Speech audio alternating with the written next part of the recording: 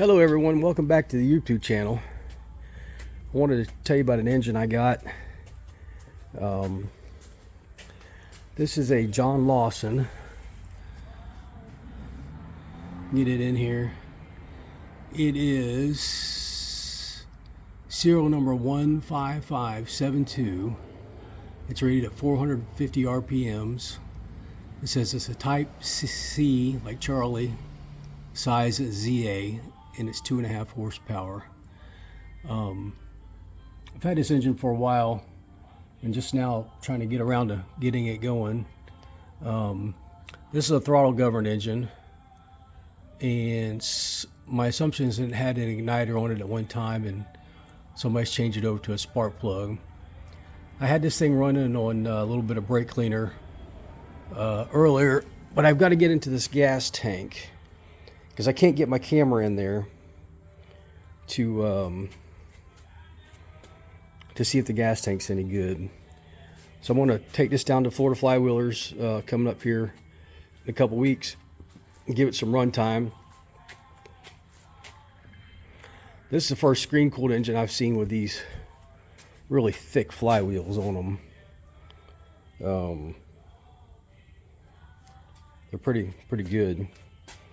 Got a little water pump there. I did test it out. It's pumping really well.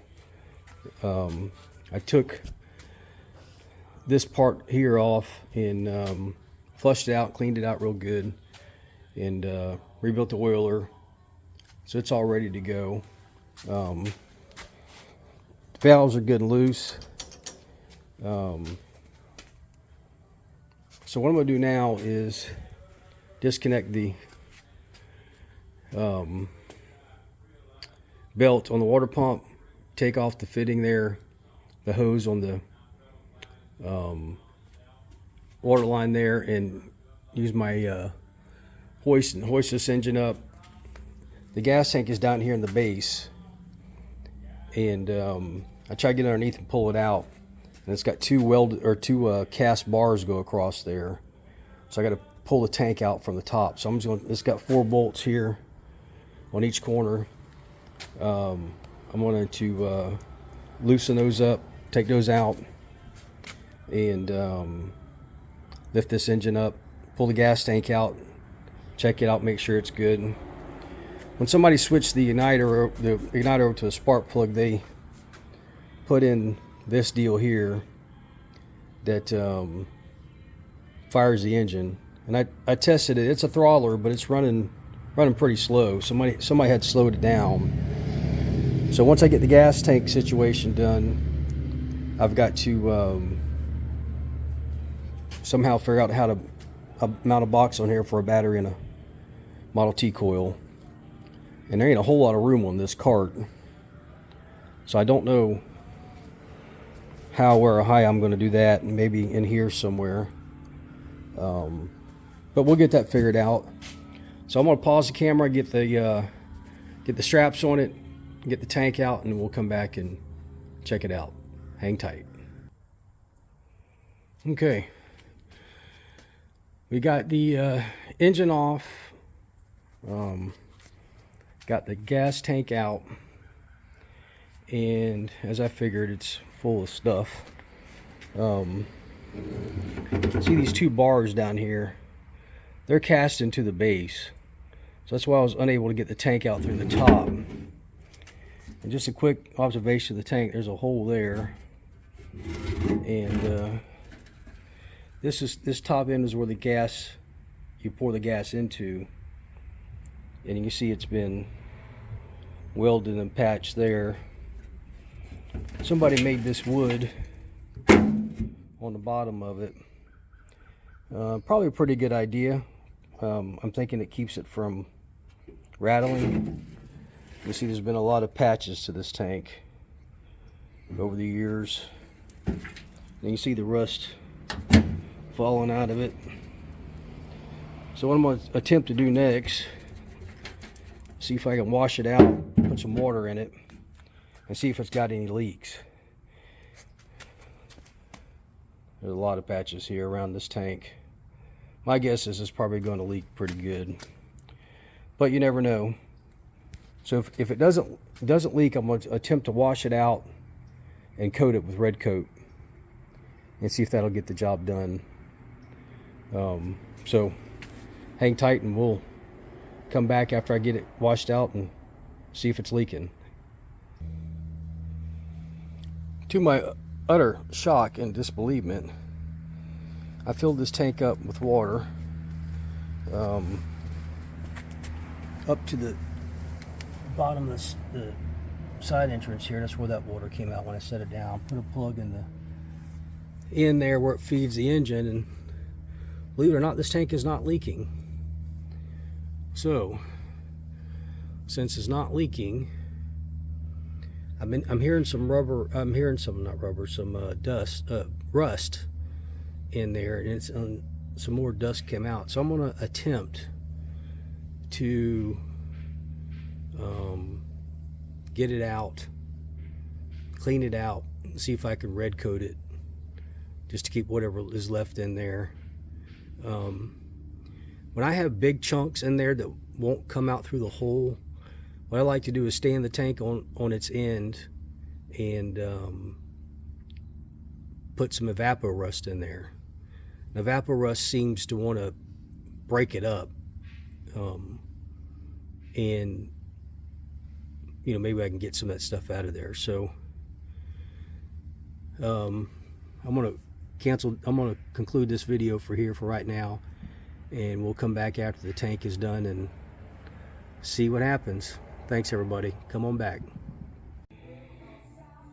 Okay everybody, this is the this video was not intended to be a John Lauson gas tank video, but it's morphed into that. So I got the tank back on the bench, and I was looking down here with my trusty dusty flashlight, and I doubt you're going to be able to see this, but it's actually, this tank is not, if I do it from the bottom,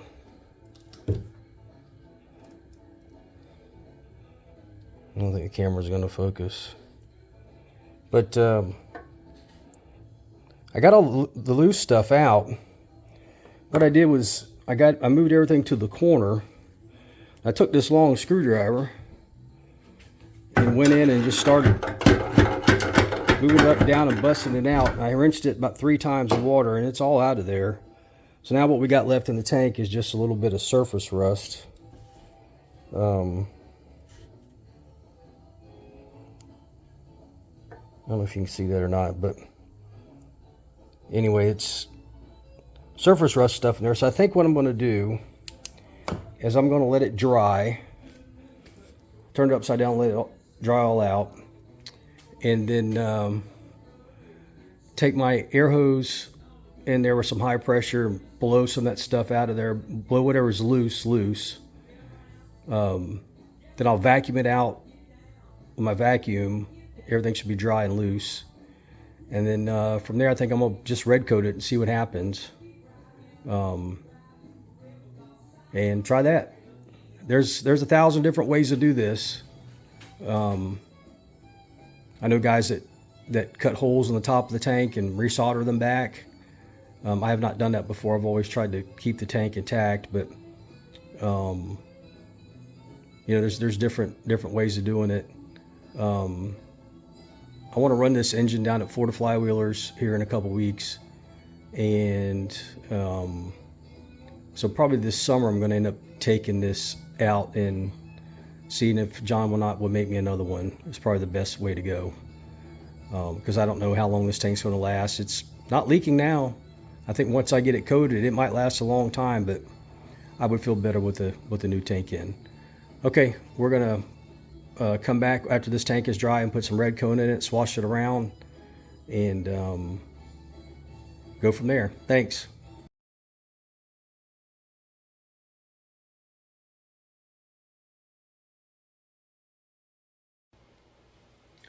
Hello everyone, welcome back to the YouTube channel. Today we're going to wrap up this little video on the John Lauson engine and redoing this tank.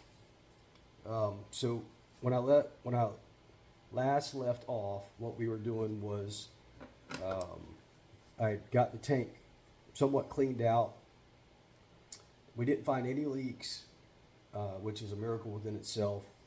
And so we're going to try to coat this tank to get it to work until we can get a replacement made. So this particular tank has, hopefully you can see this. This is the inlet where the gas will be poured into, and down here on the bottom is the where the line goes out to the engine. So what we're going to do today is do a couple steps to get this tank ready, put some Red Kote in it. Got my can of Red Kote here, and show you how to do this. Like I said before, there's several different ways to do it, but this is the way it seems to work best for me. So you're going to need some things when you go to do this. Obviously, you're going to need your can of Red Kote or whatever you use, some gloves. I have a funnel, as you can see here, that I have dedicated to use just for Red Kote, because this stuff is pretty hard to get off. This is just an old aluminum funnel that I bought at a yard sale, but it seems to work very good. So we're going to put it in there, pour our Red Kote in, and work our magic, or let it work its magic.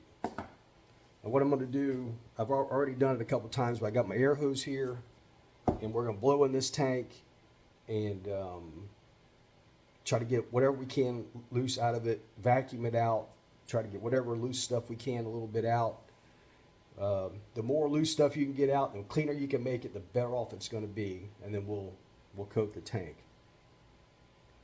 So I need to step out for a second and get a plug to put in this bottom hole, which I forgot to do.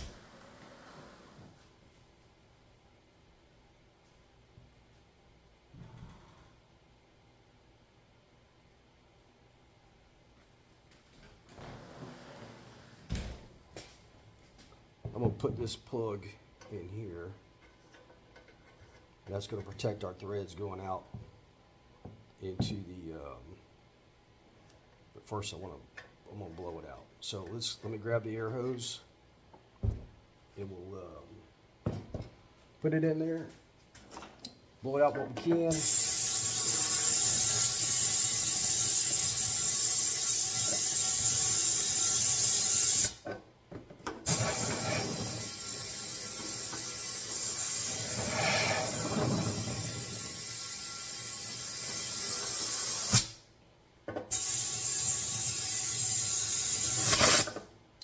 Like I say, I've already done this a couple times, so it should be as good as we can get it.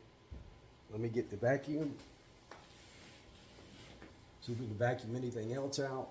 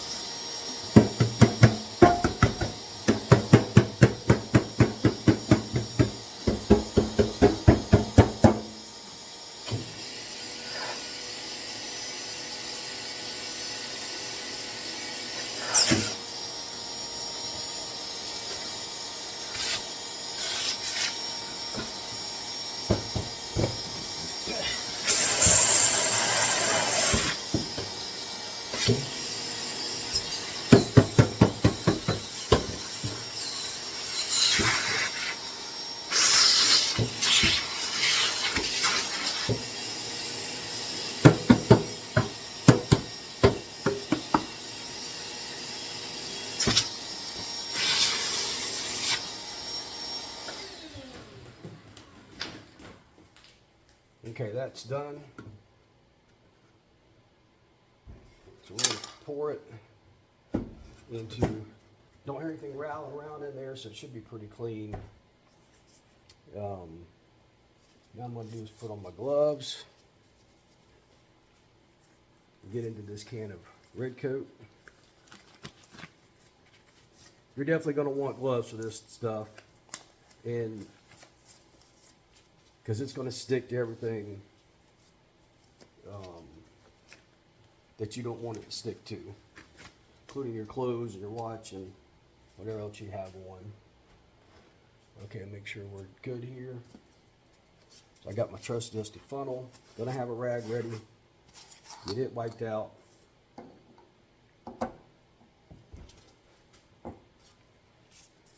Need to put a plug in this drain down on this outlet down here. And I'm just putting that hand tight. If you're using this Red Kote and you're using it on some kind of surface around here that you don't want to get stuck to, mask it off, tape it off, what have you, to protect it. Because this stuff, as hard as we all try to be easy with it, it don't want to cooperate sometimes.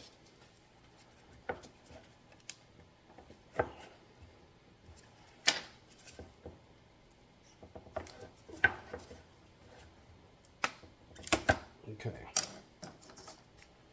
On this Red Kote, I prefer to stir it as opposed to shake the can. I know a lot of people shake the can.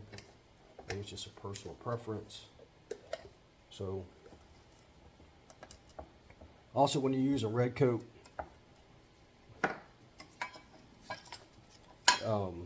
you have to work with this stuff pretty fast because it dries in the air. So after you pour it in, you have to immediately cover the can back up, or it'll get a film on the top and it'll want to start drying in the can.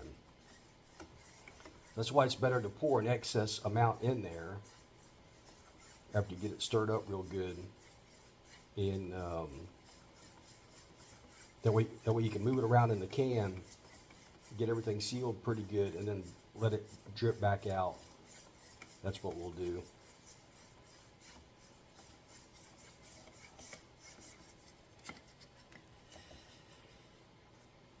I know there are a lot of different applications or ways to do this, but there's also different companies that have different rules on how to do their coating. I've always used Red Kote, so it's just something I've learned. So I'm just going to pour it in, pour in a good amount, more than you think you're going to use. And then immediately cover the can back up so you don't get any air drying. Now as this stuff pours down, it's already starting to dry.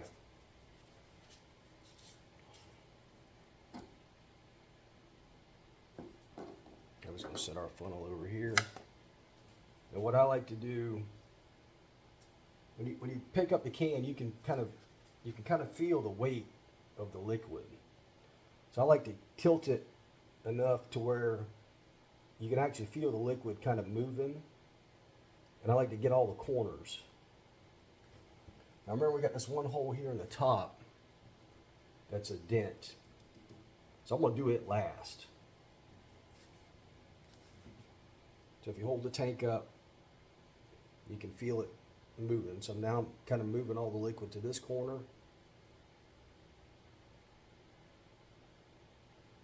Hopefully tilt it back.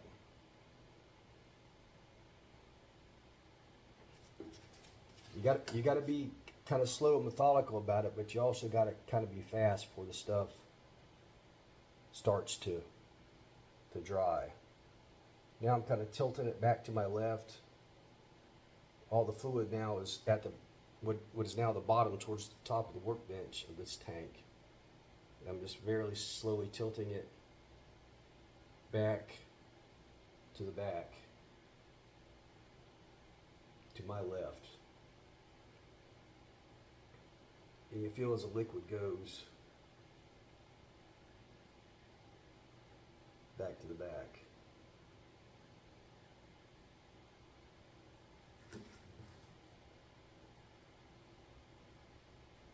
Now what I'm going to do is just set it up here for just a split second.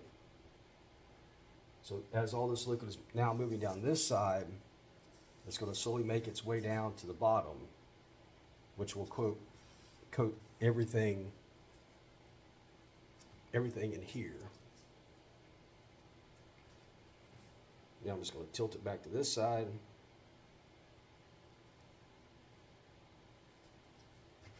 And turn it around.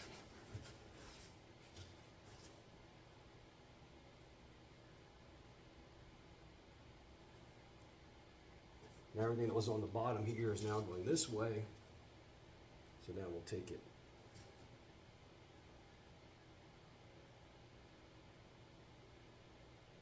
back this way. Oop. Now it's coming out. So you can see it sort of coming out that end, how fast it moves. I'm going to get this corner.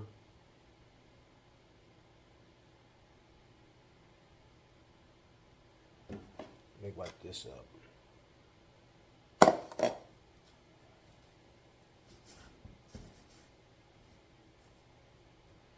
Because now I want to get the top, but I got this hole here in the tank on the top.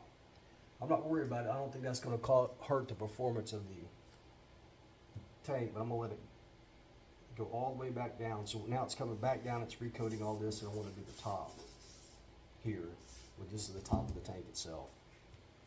Because I think everything's pretty much flowed back down there. Now I'm just going to hold it here. I'm going to drain it back out of this hole that I filled it back in with. So that's the point I want to get back to. So everything should be at this end now. And I'm just going to kind of hold it at a little bit of an angle so it starts to flow back to the top.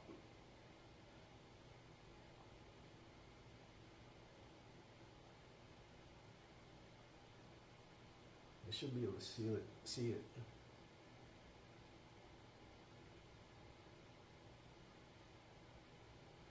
Coming back. I'm gonna, this hole at the top, I'm gonna just put it down there so you can see when it comes out. And I'll know that the fluid's on that side. Okay, now we're getting, so now that you can see it started coming out right there. Maybe you can, maybe you can't, but so now all that fluid's on that side. Now I'm gonna let it drain all back to the bottom by setting it down.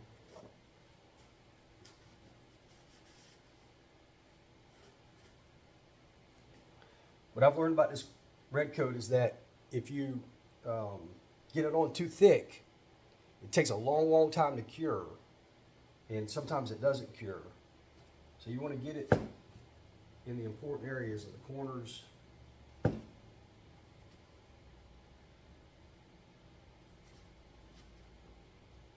So I'm going to tilt it back so it's all running to the back.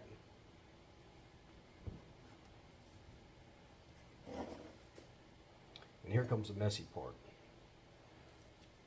The messy part is we got to get all this excess out of there, back into this can. There's probably going to be quite a bit of it. So I'm going to put this rag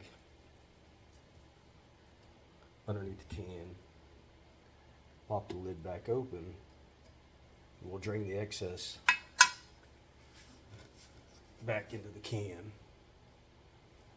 Let me move it over here so you can see it. So if I drained it back to this side, now it's coming back to the opening. We should start to see the excess come out.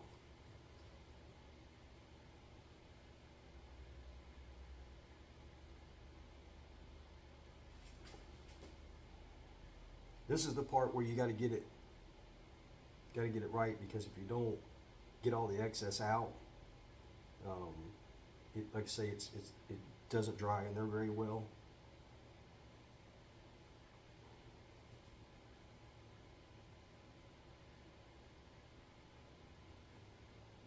You can still feel it moving inside.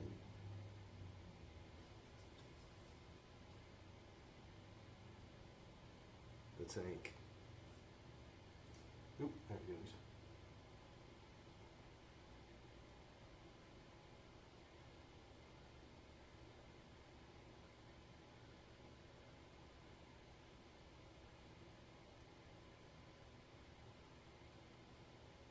You're actually trying to apply a really thin coat is what you're trying to do. Let me, I'm going to take this plug out from the bottom. See if I can get everything to drain out of there.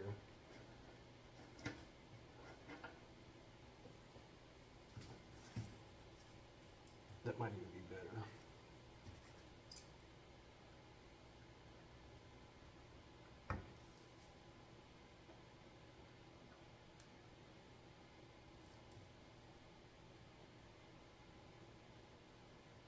Sometimes it just takes a minute for everything in this tank to, to slowly drain out.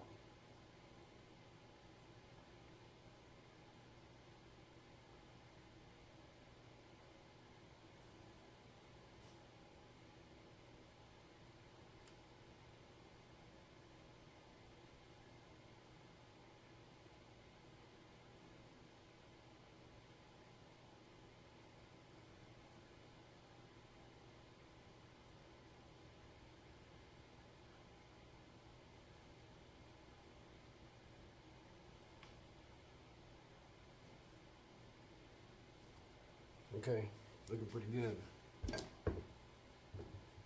So I'm gonna cover this back up, get this sealed so it doesn't start drying.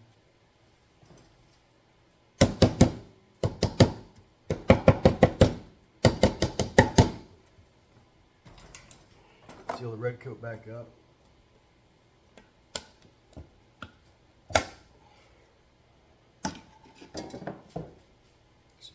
So what I'm going to do at this point is, it's pretty much all coated in there. I'm going to put it over this rag, let any last drops come out, which usually will be a little bit, but you want to get it in there and let it dry. They say red coat is fully cured when you can't smell it anymore, and sometimes that takes a while. So I just set it out in a good airflow place and just let it dry. I've had them take a couple days, and I have them take a couple weeks, depending on the temperature and how long it takes. So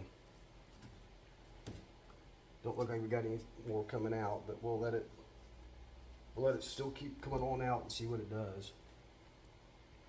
Everything should be moved around in there pretty good. So that's it. Hope that helps somebody.